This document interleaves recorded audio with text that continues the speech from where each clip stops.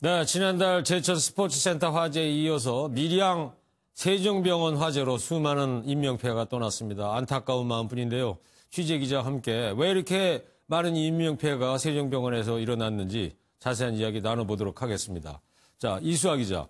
이번 화재로 지금까지 37명이 지금 희생됐어요. 네. 피해를 이렇게 키우게 된 결정적인 이유가 뭐라고 봅니까? 네, 오늘 경찰 브리핑에 따르면 이 희생자 가운데 불에 탄 사람은 전혀 없는 것으로 확인이 됐습니다. 예. 이 당시 화재 현장에 있던 목격자들도 이 불이 2층으로 번지지는 않았다고 말했는데 이것과도 일치를 합니다. 네. 다만 응급실 내부 CCTV 화면에서 봤듯이 이 불이 난 뒤 순식간에 병원 안이 까만 연기로 가득 차는 모습을 볼 수 있었는데요. 결국 유독가스가 건물을 타고 올라가면서 피해를 키운 것으로 파악됩니다. 결국 대부분의 희생자들이 유독가스에 질식됐다는 얘기인데 이 유독가스는 어디서 이렇게 많이 분출된 거예요? 네, 일단 외장대에서 나왔다는 의견이 가장 유력한 의견으로 제시되고 외장재요? 있습니다. 네. 이 화재가 난 세종병원의 외장은 이른바 드라이비트 공법을 사용해 마감됐는데요. 드라이비트 공법은 빨리 마른다는 뜻입니다. 쉽게 말하면 외벽에 단열재를 붙이고 그 위에 시멘트를 덧바르는 간단한 시공 방식입니다. 이 드라이비트 시공 방식을 많이 쓰는 이유는 뭐라고 봅니까? 이렇게 하면 일단 시공 비용이 3분의 1로 절감이 됩니다. 네. 게다가 이 단열재를 붙이고 이런 과정에서 시공 기간이 많이 단축될 수 있습니다. 단열재로는 다양한 재료가 쓰이지만 가장 많이 사용되는 것이 바로 스티로폼입니다. 그런데 이 시공법의 가장 치명적인 단점은 이 화재에 취약하다는 점입니다. 외벽에 스티로폼을 타고 불이 순식간에 건물 전체로 번지는 데다 스티로폼이 타면서 맹독성 물질이 만들어집니다. 자칫 대형 화재로 이어질 수 있는 시한폭탄인 셈입니다. 이 드라이비트 공법이라는 게 지난달 제천 화재 때도 문제가 됐던 거 아닙니까?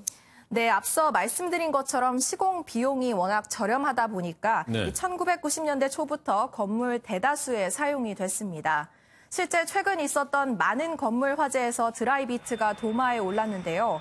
대표적으로 지난 2015년 130여 명의 사상자를 낸 의정부 아파트 화재, 그리고 말씀하신 지난달 21일 제천 스포츠센터 화재가 있습니다. 드라이비트 시공 방식이 이게 뭐 어제 오늘만의 일은 아닌 것 같은데 정부에서는 뭐 규제를 안 하고 있습니까? 물론 정부도 노력은 했습니다. 네. 지난 2015년 9월 관련 법령을 개정하면서 병원과 노인, 어린이가 사용하는 시설에는 규모에 관계없이 드라이비트 외장재를 사용하지 못하도록 했습니다. 예. 문제는 법이 개정되기 이전에 지어진 건축물에 대해서는 손을 쓸 수가 없다는 점입니다. 지금 보시는 문서가 화재가 난 세종병원의 건축물 대장인데요. 보시다시피 신축 일자가 1991년 7월 27일입니다. 법이 개정되기 거의 25년 전에 지어진 건물이라는 얘기인데 네. 사실상 규제가 어려웠던 점을 확인할 수 있습니다. 병원 건물이 25년 전에 지어진 거기 때문에 규제 대상이 아니다 이런 말씀이죠? 네. 그 외장재 말고 또 이렇게 피해를 크게 일으키게 된 다른 요소는 또 뭐가 있습니까? 일단 화재가 일반 건물이 아니라 병원에서 일어났다는 점도 화를 키웠습니다. 네. 우선 알코올 등 가연성 물질과 각종 의료 장비 등이 함께 있었기 때문에 역시 불에 타면서 각종 유독 물질을 발생했을 가능성이 크고요.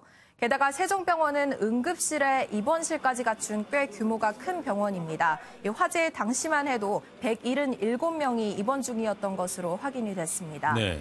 매트리스부터 각종 담요와 옷가지까지 탈 물건이 많았던 것으로 충분히 예상이 되는데요. 이런 불에 타는 물질이 곳곳에 있다 보니 외장재와 함께 불쏘시개 역할을 한 것으로 추정됩니다. 또 병원에서는 플라스틱과 폴리에스텔 등 독성이 강한 내장재를 쓴다는 점도 염두에 둬야 할 것 같습니다. 네, 잘 알겠습니다. 새해도 끊기지 않는 이 대형 화재 소식에 불안한 마음이 자꾸 더 생기는 것 같습니다. 더 비극이 되풀이지 않도록 철저한 후속 조치가 있었으면 좋겠습니다. 이수아 기자였습니다.